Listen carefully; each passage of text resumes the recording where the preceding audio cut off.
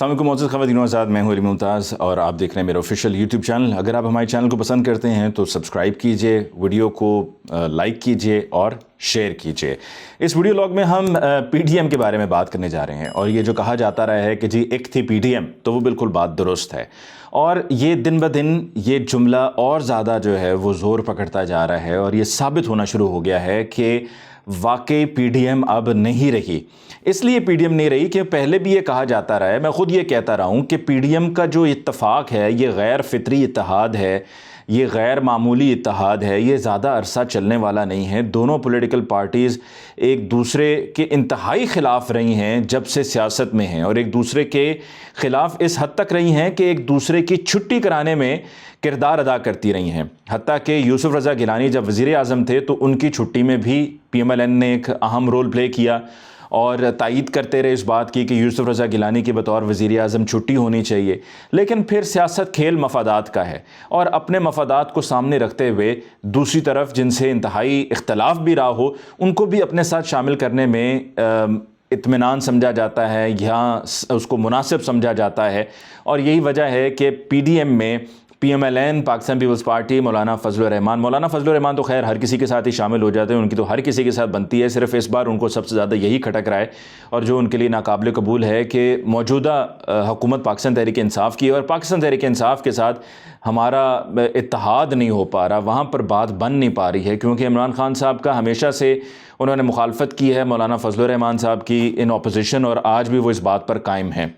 दूसरी तरफ PMLN, peoples party, मौलाना Fazlur Rahman, ANP और जो ये 11 जमातों का इत्तेहाद है, इनमें 3 मेजर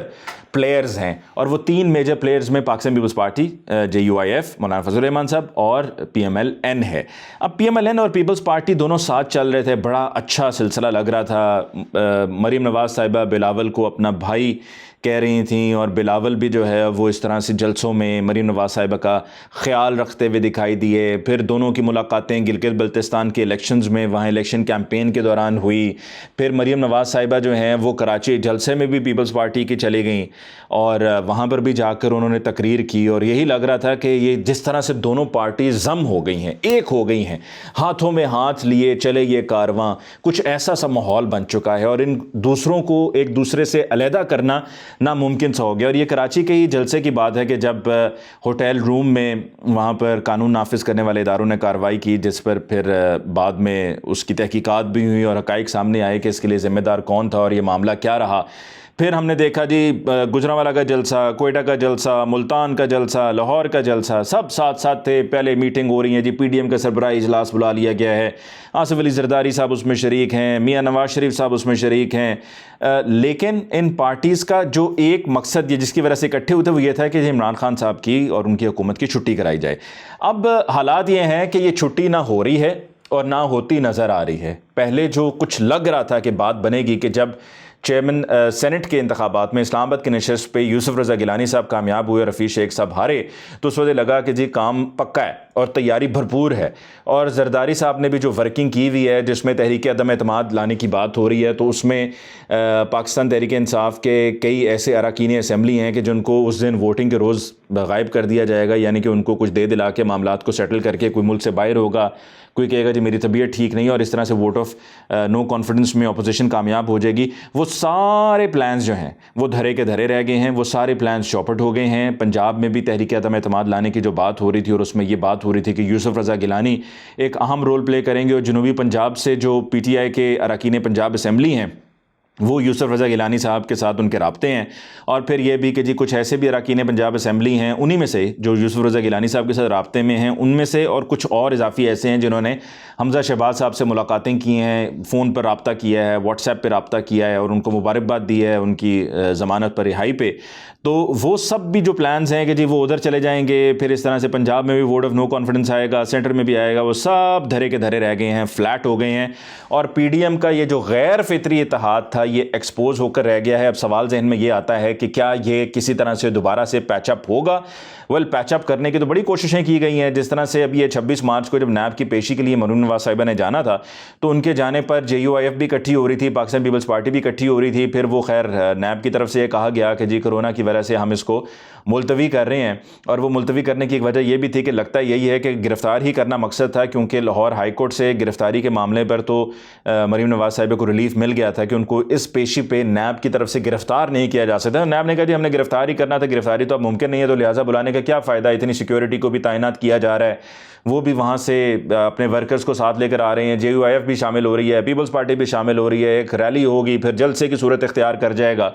तो ये और खाम में पूरे शहर में लोगों को भी इनकन्वीनियंस होगी, पूरा शहर जो है वो लिटरली ब्लॉक सा होगा। तो ये सब करने से बेहतर है कि जी इसको कोरोना वायरस जो फैल रहा है और जो तेज़ी से फैल रहा है उसको वजह बनाकर उसको मुलतवी कर दिया जाए। तो वो एक प्रेस रिलीज़ की सूरत में मुलतवी कर दिया गया। तो ये तो हो गई नैब के लिए, एक नैब की तरफ से सिचुएशन, और बड़ी समझदारी से अक्लमंदी से काम लिया है नैब ने कि खाम में करने की ज़रूरत क्या थी, फिर कोई फ़ायदा तो होना नहीं था, जो गिरफ्तार करना था वो हो नहीं पाना था। तो मरीम नवाज साहिबा ने फिर सबको अपने पास बुला लिया नाश्ते पे, और उन्होंने कहा कि जी एक तो थैंक्स गिविंग नाश्ता होगा और मुलाकात भी हो जाएगी। दूसरी तरफ चेयरमैन सेनेट का इलेक्शन जो यूसुफ रज़ा गिलानी साहब हार गए, सादिक संजानी साहब जीत गए, और फिर उसको चैलेंज भी किया गया इस्लामाबाद हाई कोर्ट में, और उस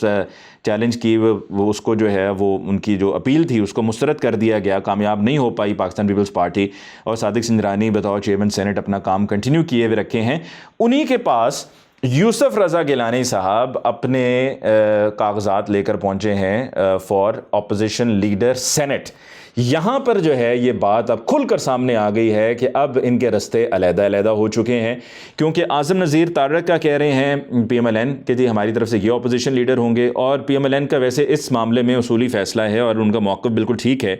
कि जब ये कमेटी जिसकी सरबराही शाहिद खाकान अब्बासी साहब ने की थी, यूसुफ रज़ा गिलानी के चेयरमैन सेनेट के लिए इत्तफाक हो गया था सरबराही इजलास में, लेकिन फिर जो डिफरेंसेस थे वहाँ पर फिर शाहिद खाकान अब्बासी साहब की सरबराही में एक मीटिंग कॉल की गई। उस मीटिंग में तय हुआ कि डिप्टी चेयरमैन सेनेट होंगे मौलाना अब्दुल गफूर हैदरी,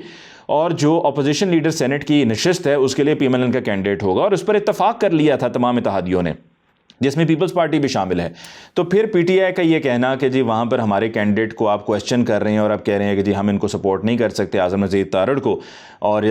अंदर की बात तो यही है कि वो चाह रहे हैं कि यूसुफ रज़ा गिलानी अगर चेयरमैन सेनेट ना हो सके तो चलें अपोजिशन लीडर सेनेट ही हो जाएं, और वज़ीर आज़म भी रहे हैं यूसुफ रज़ा गिलानी साहब, और पाकिस्तान पीपल्स पार्टी में उनकी एक अच्छी पोजीशन है, आसिफ अली जरदारी साहब के बहुत करीब हैं, उनके ट्रस्टेड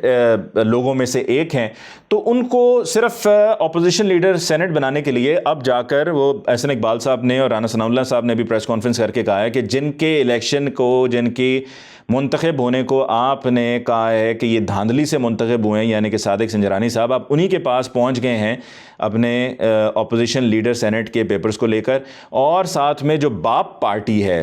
बलूचिस्तान अवामी पार्टी है उसकी सपोर्ट हासिल करके यूसुफ रज़ा गिलानी को अपोजिशन लीडर सेनेट बनाए जाने का उनके बनने के इम्कानात हैं, और काफ़ी रोशन इम्कानात हैं। तो इससे ये ज़ाहिर होता है कि पाकिस्तान पीपल्स पार्टी ने सेटिंग कर ली है, और वो एक तरह से आप समझें कि हुकूमती अपोजिशन लीडर होंगे यूसुफ रज़ा गिलानी साहब, क्योंकि बाप पार्टी जो है वो हुकूमत में है, हुकूमती इत्तेहाद में है। तो ये अंदर खाते सारी सेटिंग हो चुकी है, और जो यूसुफ रज़ा, जो मरीम नवाज साहिबा ने बात की थी कि जी एक और जो है वो सिलेक्टर का सिलेक्ट हो चुका है, इस तरह की जो उन्होंने बात की थी वो बिल्कुल दुरुस्त है कि मामलात जो है वो चूँकि सेट हो चुके हुए हैं, अंडरस्टैंडिंग डेवलप हो चुकी है, जिसकी वजह से इस्तीफ़ों से भी पाकिस्तान पीपल्स पार्टी इनकारी है, और पाकिस्तान पीपल्स पार्टी का ये कहना है कि जी इस्तीफ़ों से लॉन्ग मार्च को मशरूत करना गलत था, ये पहले से तय नहीं हुआ था, और अचानक इसका मुतालबा कर देना और फिर कह देना कि जी ये होगा, यानी कि इस्तीफ़े होंगे तो लॉन्ग मार्च हो गए, गलत है और हमें काबिल कबूल नहीं था, जिस पर हमने एतराज़ उठाया। तो पाकिस्तान तहरीक इंसाफ की हुकूमत, इमरान खान साहब बतौर वज़ीर आज़म कंटिन्यू करेंगे। पाकिस्तान तहरीक इंसाफ की हुकूमत को कोई ख़तरा नहीं है, फ़िलहाल पंजाब में भी कोई ख़तरा नहीं, वफाक में भी कोई ख़तरा नहीं,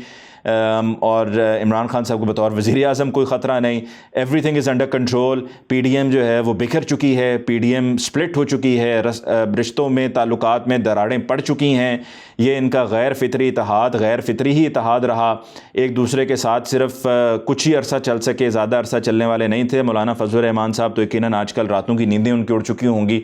कि जी मेरे साथ हो क्या रहा है, और मैंने जो ख्वाब देखा था, जो मैंने सोचा था, वो होते होते रह गया। तो अब इनको कैसे इकट्ठा किया जाए, कैसे मिलाया जाए, तो वो मेरा नहीं ख्याल कि अब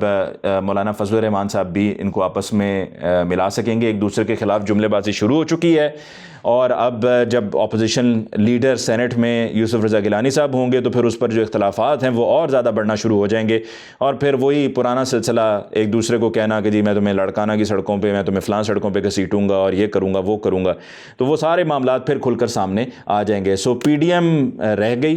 PDM टूट गई, PDM अब नहीं रही, PDM अब माजी हो गया। ये आज का हमारा वीडियो लॉग था। मुझे अली मुमताज़ को दीजिए इजाज़त। अल्लाह निगहबान।